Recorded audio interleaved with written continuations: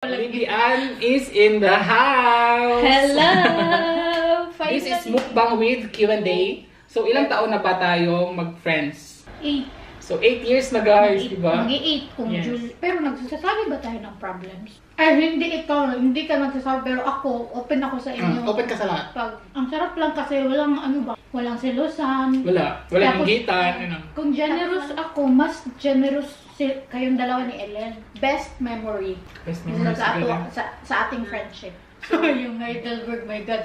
Pero yung Heidelberg, hindi ko makalimutan yung lakaran. May vlog ako noon. Ako pa nang nagbablog. Oo, siya pa yung nagbablog yun. Tapos, may ano pa siya nun, allergy sa kanyang paa. Kasi,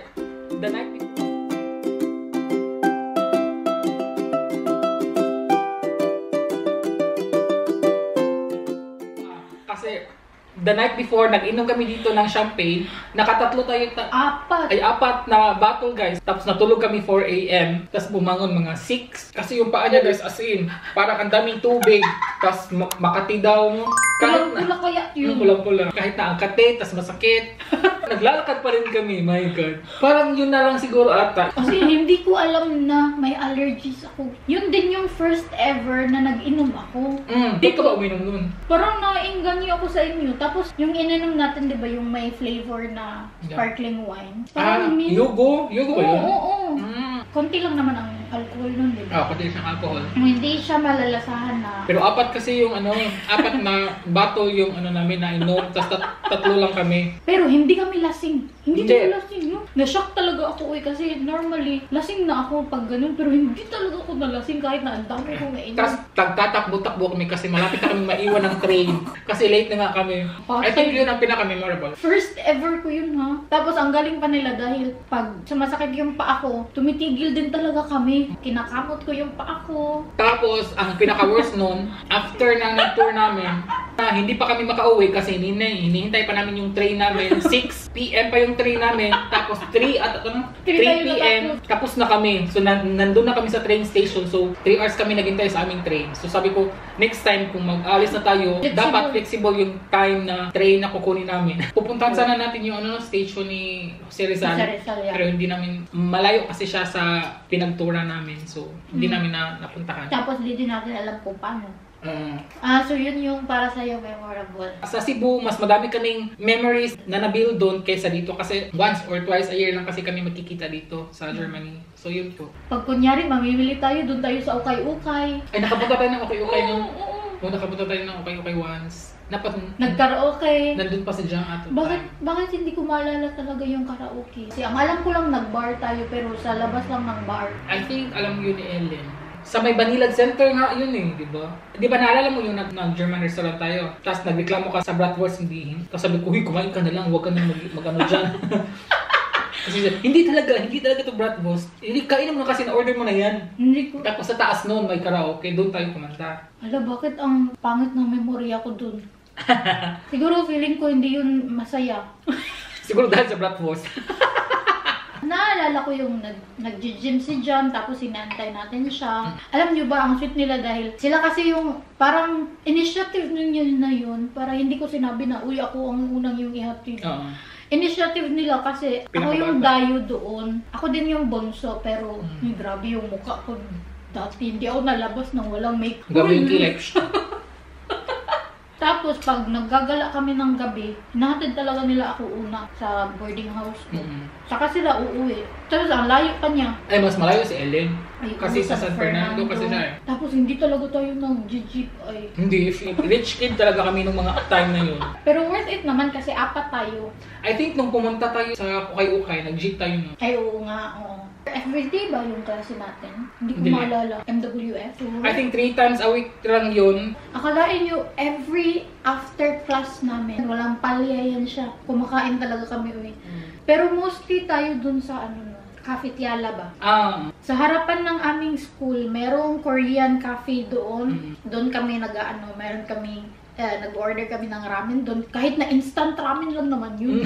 Ang mahal-mahal po, 100 plus. My God. Mga feeling rich talaga kami nung time na yun. Oh my God. Pero hindi tayo dumating sa point na nangutang tayo sa isa't isa. Wala. As in, hindi din siya dumating sa point na ganun. Doon lang ako nang hassles. Boyfriend ko pa yun si Hans before eh. Ako din dati, yung allowance ko, iba yung sa school, iba yung pagkain, iba yung Sa boarding house. boarding house, iba din yung panggala. Grabe ako ka-spoiled kay Nico dati talaga. Pero ngayon, wala. Hindi pa nga natapos yung klase namin, nag-ano na kami, nag-plan na kami na pumunta dito, kumain doon. Nung magsa-start pa lang yung klase namin, uy, mamaya anong gagawin natin? Yun. Hindi naman kami gumagala ng punta dito sa lugar na to, sa lugar na yan, sa ano. Isang lugar lang talaga, Ayala. Hindi nga tayo napuntang SM. No? Dok, meron tayong SM nun. Tinag mo ako once, nung kumain tayo ng parang may... Ay, oo. SM yun. Sa SM pala yun. Bakit wala si Jam nun? Nasa Jam na to yun. Ay, nadi ay. Ano kasi kami sa ito, 4 kami. Si Jam. Hi Jam, kung nanonood ka. Next, please. From I am.Dean. First impression niyo po with each other. Yung nakita kita sa ano, yung naka-red ka, na naka-red siya na dress. Sa school kasi magbabayad ka na nun ng ano. Parang alam ko na yung dress na sinasabi mo, pero yung time na sinasabi mo magbabayad ako, hindi ko alam. Kasi nag-open kayo ng bag mo, tapos kinuha mo yung pera na ang dami, tagwa 1,000 kasi magbabayad siya ng course namin yung nag-reach ko. Sabi ko, uy, ang yaman. Tapos ang pula ng lip, tapos ang taas pa ng buhok mo, no? Ang hilig ko talaga sa red lipstick dati. Di ba lagi ako naka-red? Sabi ko, uy, ang yaman. Pero hindi na narinig kasi kinakausap kasi niya yung nasa information. So doon siya sabi ko, uy, ang yaman. Si Jam kasama ko noon kasi mag-enroll kami noon. Hindi pa yung sa ito kasi hindi pa yung klase. Wala pang klase. Wala pang klase. Nagbabayad pa tayo ng ng course. Hindi ko talaga siya maalala. Kasi yung sabi ko, pag open ko ng door, kasi yung door is, di ba, glass na ganito. Tapos nakaupo ka, nakakaharap mo si Lay. Sili talaga pangalan niya nun. Tapos sabi ko, uy, ang yaman, daming pera. Kasi nagka-count siya ng tagwa 1,000. Mahal ang tuition, 20 ata yun. 20 plus kasi yung course namin guys na A2 na yun, A2. Buti nga, 20 plus lang. Ayun kasi over 30 plus na. Talaga? Oh my God. Pero hindi mo naman kailangan i-full payment. Pwede naman. Pwede. 2 gives. Diba sa atin full payment, no? Full payment yung guys, grabe mahal before. 25 at 24, mga ganon. Mga ganon. So sabi ko, oh my God, ang yaman ni Ann. Yun, first impression ko sa kanya. First kita ko sa kanila, ay kay Ellen, anong impression mo kay Ellen? Kay Ellen. Classmate mo, Ewan? Hindi. Hindi din. Kay Ellen, mabait. Ako sa akin, Kasi tahimik. kasi stricta ka kasi. Kasi yung kilay niya, first tingin mo sa kanya, stricta siya, ganun. Kasi yung kilay niya, yung makeup niya, Pakak na pakak mo. tas ang liit, ganun. Mga damitan ko pa, mga sexy. Mga sexy. God. Tas si Ellen, kay Filipina talaga si Ellen. Mahinhin si Mahinhin. Ellen talaga. Mga first day to second day ata yun, or to third day na kayo lang ni Ellen nagpupunta ng Ayala. Talaga? Kayo lang dalawa. Tapos kami lang din dalawa ni Jam nagpupunta ng Ayala. Hindi ko talaga yan maalala. Tapos naalala ko pa yun. Tapos I don't know kung sino nag-invite na magsasama tayo na, uy, gusto nyo sumama sa Ayala, parang ganun. Totoo. May nag-invite sa atin, pero hindi ko alam kung sino yun. Totoo. Tapos noon, after noon, nagsabay-sabay na kami pumunta ng Ayala. Bakit parang naano ko ba parang schlechtes gewissen bitaw? Kasi dapat yung mga details na yun, hindi mo dapat yung makalimutan yung nakalimutan ko talaga. Hindi. Yun ako, hindi ako makalimutin sa mga. First impression ko sa kanya, maldita. No? Maldita, oh. Pero nung nakita kita, mas magaan yung loob ko sa mga lalaki or bading. Tapos sabi ko sa sarili ko, ay, bet ko to. Nung nagkasama na tayo sa sa Ayala, magkratay nga pa. Sabi ko, ikaw yung makakano ko kasi nagtitingin sa mga gamit, kung anong mga susan ko, uy, maganda to isama. Kasi pag sabi, uy, punta tayo Ayala, siya lang ang naghihindi. Ano kasi din ako dati gala, tapos mahilig ako mag-window shopping. Oh, yun, ganun. Siya maldita, tapos si Ellen, mahinhin. Kay Jam ako natatakot, kasi malaking babae din malaki talaga si Jam. Hindi, mataba. Ang matangkad siya. Matangkad talaga ni Jam. Hindi normal kasi maliit ka kasi noon na time. Tapos, kasi yung papa niya, malaki. Talaga. Natatakot ako sa kanya kasi kulot pa yung buhok. Hindi naman natatakot natakot ako sa kanya dahil sobrang malditan yung mukha niya. Pero nung makilala mo siya parang... Bait din siya. Ano din siya kulokoy din siya Joker, ang Joker ni Jam as in. Hi Jam! Tapos si Ellen, siya talaga yung mahinahon, yung dalagang Pilipina yung talaga. Sa bahay lang, ganon. Kasi pag tayo nagagala, kami bumibili pero tapos si Ellen hindi. Kasi si Ellen bumibili once tapos isahan na lahat. Si Ellen yung pinakamayaman sa amin hanggang ngayon. 'Di ba, Ellen?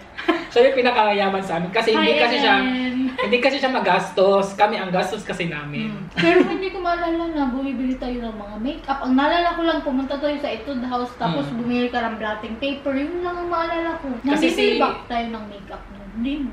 Lipstick lang sa'yo nun eh. Kasi si Jam yung nadala natin dun. Kasi bumibili siya ng mga facial, mga cream, mga ganun. Nakakamiss. Sana mag-reunion din tayo, no? Uy, dapat pag one decade tayo, may oras talaga tayo dyan ba? Dapat same tayo magka-vacation. Nung nag 6 years tayo, meron akong chat sa inyo, di ba, na gusto ko magkaroon kaming, something na parang mag-last talaga siya para sa amin na yung pareho kaming apat. Next is from Rochelle Maries. Have you ever been jealous of an ex or a friend of your husband talked about jealousy? Sa imo na. Sa atuan na lang. Ay, kung ako, siloso talaga ako. Ganun, yun lang. Siloso po ako. Sure? So, nagsiselos ka sa ex ni Hans? Hindi, nagsiselos. Ano lang. Parang very light na selos. Tapos, sabi ko, yan ang baki ko. So, pero nandun pa rin yung selos. Nga ganun. Normal naman siguro yun, di ba? Pero hindi ko siniseryoso yung mga ganyan. Kasi pag siniseryoso ko, edi magkakaproblema kami. Ayoko kasi nun. So, yun po. Ako, nung bagong-bago pa kami ni Nico, pinagsiselosan ko yung... Unhealthy kasi yan pag selos. Grabe, unhealthy yan sa relationship. So, totoo. Kaya ayoko niyan. Nung bago pa kami ni Nico, though nag-iisang girlfriend lang siya, pero nagsiselos pa rin ako dati nung una kami. Kasi nga, LDR, tapos... Pag LDR, grabe din yun. Pero pag together na kayo, nandun pa rin yung selos. Pero hindi siya, hindi serious. Para sa akin. Hindi ko isineseryoso. Ay, ako, parang sasabihan ko ba siya, baka may kasama ka nag-lunch kanina, yung gano'n. Pero parang lang, once in a blue moon siguro na tanong. Kumbaga kung gusto ko lang siyang parang i-joke mo lang. Pero hindi po yung magandang joke. Pero kung kami ni Nico, alam ni Nico na nag-joke kayo, tumatawa lang siya. From Sheila May, kinsa may mas gwapa ninyong duha? Anduay. May anduay? Ba't may anduay? Sino yan? Sheila May Pigal? Grabe ka Sheila May ha, may Y talaga. Pwedeng na lang, walang Y. Kasi pag may Y ay parang confident ka naman. Meron po tayong iba-ibang concept ng beauty. Inside and out or only outside. So yun po. Kay RC, in and out. Swear. Charot. Same lang naman tayo. Kami po, kaming a circle of friends po, we are beautiful po. Iba-ibang level po yung beauty namin. Pero, i-mention ko lang ngayon, ang kinis ng balat ni RC ngayon. Charot. Kahapon ko pa sinasabi sa'yo na mas lighten talaga yung mukha mo ngayon kaysa nung sa Pinas. Pero ang arte niya sa Pinas, naka-blotting paper talaga yun siya. Kasi ma-oily talaga yung face ko. Dito hindi na siya masyado kasi yun nga, yung cream. Yung mga beauty kasi yung never ko din siyang nakitang naka-pants. Naka-shorts lang talaga yun. Yung pinatupi, yung tinupi-tupi. Kasi pag nagpa-pants ako guys, kaya ayaw ko dito gusto ko ang winter, pero ayaw ko ng damit ng pang-winter kasi pag nagpa-pants or nag-jeans ako guys, lalo ako liliit. Pero may mga pants man na hindi. Yung pang-pitit na size. Ito. From Lala Luella. Things you don't like and dislike to each other. Ako wala. Naba ko. Naki-dislike na ko. Wait, let me think about it. Kasi mas marami ang like di ba? Sa friendship. Pero things... eto. Isa lang na pinakagusto ko sa akin. Yung isa na pinakagusto ko sa akin. Nung pag niyayaya. Yung oo. Walang no. Never pa ba akong nag-no sa mga aya? Wala. No? Parang sinasabi lang natin, check natin yung schedule. Depende lang kung ano ang situation. I mean, pag family matter, so naiintindihan naman natin yan, no? Pero, wala. So yun yung mga pinaka-nagustuhan mo. Sa akin, yung good vibes kasi, di ba? Yung pinaka-nagustuhan ko sa'yo, yung parang, ano ba tawag yung warming ka. Yung warming ka talaga yung... kasundo, gano'n. Yung gano'n ba na, yung way niya, yung kung makikita mo siya, yung di ka bitaw mataha. Sabi talaga, di ka mataha. Di ka mailang. Basta yung widely open talaga siya. Kasi para sa akin, for myself lang, hindi ako masyado open. Though hindi siya ganun.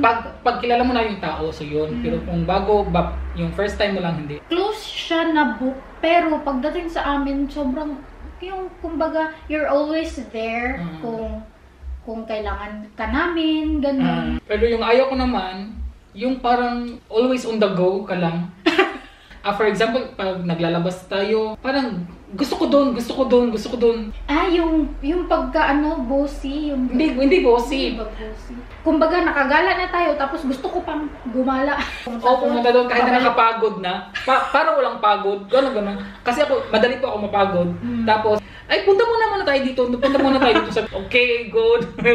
Uy, pero ngayon parang nagbago na din ako. Parang na-adapt yung pagka-ikaw na mapagod Kaya tayo minsan sa pag ako maraming tao. naglalabas, kung anong bibiling ko, ilalast ko na yun. Kasi pag yung gusto kong bilhin, tas nabili ko na, pas meron akong bag dito sa kamay ko, ang utak ko, wait na agad. Na-adapt ko na din yung ganyang ugali niya. Ang bet ko din yan, yung ugali niya na sisitahin ka niya na pina-joke na sita. As in, bentang-benta yung sa akin yung sasabihan niya kami, pag nakaharang kami sa kanya, sasabihan niya, hawabi! Yung ganun, seryoso yung mukha niya. Pero yun yung bet ko. Sa Cebu yun, pero dito, kasi hindi na kasi tayo masyado nagala-gala. So, Sinasabi- parang mawala na din yun sa akin. Parang sinasadya niya talaga na dadaan talaga siya sa harap mo, tapos sasabihin niya, hawabi! Hawabi is like, tabi nga dyan. Tapos seryoso siya. Yung mukha niya, seryoso. Tapos, after na makita niya yung mukha namin, or yung... Tumatawa lang tayo. After niyang makita yung parang na-shock naming mukha, tumatawa siya. So, yun yung parang bentang-benta talaga sa akin na ginagaya ko siya. Wala talaga akong maisip na dislike or see. Pag close ko yung tao, parang bigay din ako ba? Bigay din ako. Ay, siguro yung hindi ko bet sa kanya, yung pag too generous kasi siya. Hindi naman too generous. Uy, as in, yun yung napapansin ko nga. Darating na ako sa point na ako na yung nahihiya para sa kanila. Kasi, alam nyo ba, hindi ko to makakalimutan. Una kang pumunta sa apartment namin, yung lumang apartment. Di ba ng grocery tayo doon? Nagbayad ka ng grocery. Nag-half tayo nun. Nagdi-divide tayo nun. Kaya nga, nahihiya ako nung time na yun. Nagdi-divide Kasi kayo. ako yung gas giver. Tapos pinagbayad ko kayo. Yun naman na talaga ang plano. Hiyang-hiya talaga ako sa kanila. Plano naman yun talaga. Hoy, nung nagpunta tayo kila Ellen, hindi ako pinagbayad ni Ellen. Hindi nga din ako pinabayad ni Ellen. Tapos nung nagpunta ako sa inyo, hindi nyo din ako pinagbayad. So yung time na pumunta sila sa amin, hiyang-hiya talaga ako. Hiyang-hiya ako sa Pinag-usapan natin yun before. So, pero still, parang na-realize ko ba ako na yung gas giver. Tapos, kung napunta kami sa kanila, hindi ako pinagbabayad. So, sobrang hiya ko nung time. So this time, pag punta na namin, ikaw na magluluto. Ako lahat. Kasi nagluluto ka na eh. Every time nagkikita mo, hindi talaga siya nagluluto. Pero this time guys, siya na talaga magluluto para sa amin. Pero I'm sure, mangingialam to at saka si Ellen. Hindi kasi tayo yung parang, bahala sila dyan sa kusina, yung gano'n. Hindi. Kung asan yung isa, nandun din yung iba. Yung parang sunod. Lalo na medyo malaki na may space na yung kitchen namin. Mas maganda. Doon din kayo pupunta. Have you been to countries in Africa? Nine. Wala, hindi pa pa. Sure? No. Hindi kayo nag-Egypt? Hindi kami natuloy ng Israel. Ay, oo nga pala. Africa din ang Israel? Oh, ay feeling na ko, oo. Di pa rin na Middle East. Buko ka ba? No, I'm okay. not sure. Basta sure ako na Egypt, Africa. From Chef Joy Vlog. Tanong ko is, sa ilang taon niyo pong paninirahan dyan sa Germany, ano pong pinaka nagustuhan niyo or natutunan? Pinaka nagustuhan mo dito sa Germany? Yung weather. As in? Yes. Paiba-iba yung weather eh. I mean yung winter. Winter and spring. Pinaka nagustuhan ko talaga dito sa Germany yung hospital nila. Or yung health insurance po. Yung health insurance. Maganda yung hospital nila. Yun yung pinaka gusto ko dito. No, hindi ko gusto yung hospital na dito kasi yung mga visitors hindi pwedeng matutulog. Mag-isa lang talagang pasyente pag natutulog na. Sa bagay, yung naoperahan ako, hindi din si Nico nandun. Mag-isa ka lang talaga. Parang feeling mo secure ka sa Secured hospital. Secured ka dito sa mga hospitals nila, sa mga billing, sa mga medications, secured dito. Kung Security, yun. For example, kinailangan mong operahan agad-agad nandiyan, kung baga Pag na siya, pag kailangan talaga, pero pag parang priority talaga nila yung buhay dito. Oo. Yung ganun. Yun yung pinaka gusto ko. Sa'yo, yun nga, sa'yo? spring and winter. Ano yung natutunan mo dito? Natutunan ko dito pa. Ako yung pagiging makapit sa pera na. Pinakagusto ko dito. Yan, natutunan. Ay, natutunan ko dito. Time is gold talaga dito eh. Ikaw ba? Kahit sa Pinas pa naman ako, always naman ko on time. Di ay. Ako, dito ko lang natutunan ang maging on time. Wala akong natutunan dito masyado. Kasi I'm still adapting, I'm still adjusting, so ganun pa po. No, adjusting ka pa rin kahit Adjusting pa rin sa bagay, ako din naman. Ngayon na mayroon na kami sariling bahay, parang adjusting pa rin. Hindi na mawawala Hindi yung mabawala dito kasi hindi ka taga dito eh. Ganun. Parang kung nakasanayan mo na maingay lagi, parang kailangan mong mag-adjust. Hindi naman ako maingay. So, mas ako nga nagsisita sa partner ko na, huwag kang maingay kasi yung kapitbahay natin baka mano tayo. Ako, tas yan, what? Anong paki nila? Ganon. Ako talaga nagsisita. Kasi gusto ko tahimik lang, malumay, ganon. Malumanay? Malumanay. Para kasi Nico. Kung ganyan na mindset, para kasi Nico. Yung tahimik lang, gusto niya magbasa, yung ganon. Pero ako kasi mas gusto kong, kumbaga yung music na nagbabibrate na yung bahay niya. Bet na bet ko yun, RC, my God. From Josie Coral, ask ko lang sa inyo ni RC. Libian, hindi ba kayo nagkatampuhan dalawa at ilang taon na ang friendship nyo? Etong ilang taon nasagot na? Nasagot na natin. 8 years na po kami. No, never wala pa po. Josie Coral, wala pa po. Toy sa aming friendship, wala pa nagkatampuhan. Pag may nagustuhan ka, parang support lang yung isa't isa, no? Okay, pag hindi. Sinasabi. Ano pa? Si Ellen naman yung taga pakonsensya. Oo. Parang sinasabihan niya kami na gastos na naman, mga ganun. Kailangan nyo ba talaga yan? Yung ganun siya yung nagko-control, control ba tawag? Nagpapakonsensya. Nagpaparealize. Nagpaparealize na lilipas lang yan, mga ganun. How much po kinikita yung dalawa sa pagbabalak? Sa akin po, 1 million na po every month. Buset. Sa akin, 3 digits. Pero sa ako, satisfied gyapon ko ba? Murag wala ko gapas bitaw kayo. Mag-apas ko, ma-stress. Ma-stress. Tubaga sa tuwi, wala pa naman sa kanya. Po, naka 3 digits na po siya. Tapos sa akin po, 1 million nga po, kasi hindi pa tayo monetize. Pero pag na-monetize si RC, libre niya kami. Yes, of course. Why not? From Girly Dalompines, anong verse sa Bible ang alam mo at naiintindihan mo ito at sa buhay mo ito sa araw-araw mong ginagawa? Anong verse sa Bible po? Wala po akong verse sa Bible kasi hindi po ako religious na pagkatao. Pero po, meron lang po akong isang be responsible lang po. Yun. Tapos ginagamit ko yun everyday. Totoo. Yun lang po talaga. Lalo na pag napunta tayong ibang lugar. Tapos yun, may church talaga.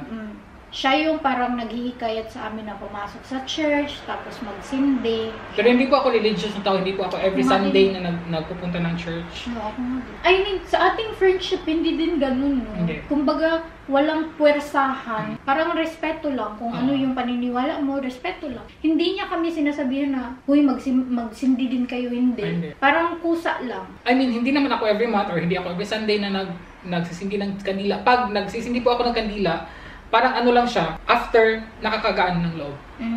Last but not the least, from Rowena. Thank you, Final. The final question is... Final question from Rowena Talo-Talo. Sa ilang taon yung pagsasama ng mga partner niyo, meron po bang times na parang nagkakasawaan kayo sa isa't isa? Yun bang wala ng spark or excitement po? If meron man, how did you cope up from it to make your marriage and love for each other burning? Meron po, darating po ang time na yun. Pero, magna 9 years na po kami ngayong November. Charot. Opo, may times po, lalo na yung parang punong-puno yung isip mo, yung utak mo, tapos kailangan mo parang obliga mo na, kasi obligasyon mo, di ba? Na mo yung partner mo, take care, love, ganun. Ang iniisip ko lang, yung spark, may times na nawawala talaga siya. I don't know from the others pero in my experience, there are times na nawawala siya, guys. Pero iniisip ko talaga kung paano kami nagsimula. Tapos doon kasi kung paano kami nagsimula, nandun kasi lahat yung sweetness, yung love, yung protection, yung securities nandun. So yun ang iniisip ko. So kung paano kami nagsimula. So yun, pag inisip ko yun, love ko siya nun eh, diba? Love yung pinagsimulan namin. So dun. Ikaw yan. Sa akin, yung spark, nandun pa din naman. Hindi siya parang sa amin, hindi siya nawawala. Dahil siguro sobrang lambing ni Nico. I mean, sa akin lang ha, kay partner po, nandyan siya always. Pero sa akin, I'm talking about myself lang po.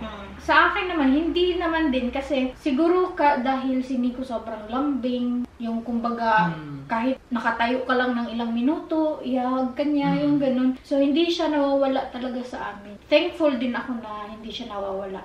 Malambing din kasi ako kayo. Akalain nyo, magte-10 years na kami pero sobra, parang, kung ano yung nakikita nyo sa vlogs ko, yun din kami. Mas sobra pa si Nico pag offline. Pero sa mga friends, hindi no? Hindi. Pag nandun kami po, hindi. Hindi sila ganun. Pero hindi naman tayo ganun, no? Hindi. Kahit sina Ate Merly, si Ellen, hindi din sila. Pero meron tayong nakaligtaan na parang pag nakatingin tayo sa ang sweet-sweet nila, yung ganun. Pero may mga times na ganun. May mga ganun. Sila din ay. Kachara good. Yung uncle lang kasi yung friendship namin hindi showy. Hindi din awkward. Hindi siya awkward. Mga walang ganun. Yung kumbaga normal lang. Normal na sa amin. Walang plastikan. Nagpa-plastic ka na ba sa amin? Si ha? So yun po ang ating mukbang for today. At hindi po talaga natin naubos. Tingnan nyo po, ang dami po namin. Well, anyways, until Sunday pa naman siya dito. So ito pong ulan na. Bukas. Or mamayang gabi. Basta maubos to today. Kasi anong lulutuin ko mamayang gabi? Ayun, napagluto naman tayo. So yun na po ang ating vlog for today. Thank you po for watching. And please, don't forget to like, share, and comment. Subscribe po. Thank you. And subscribe din po kayo kay Lilian. Thank you po so much. Pabutin natin siya ng 1K. Malapit na po. Malapit na yan. So yun po. Thank you po again. And until my next vlog, ingat. Cheers! Cheers!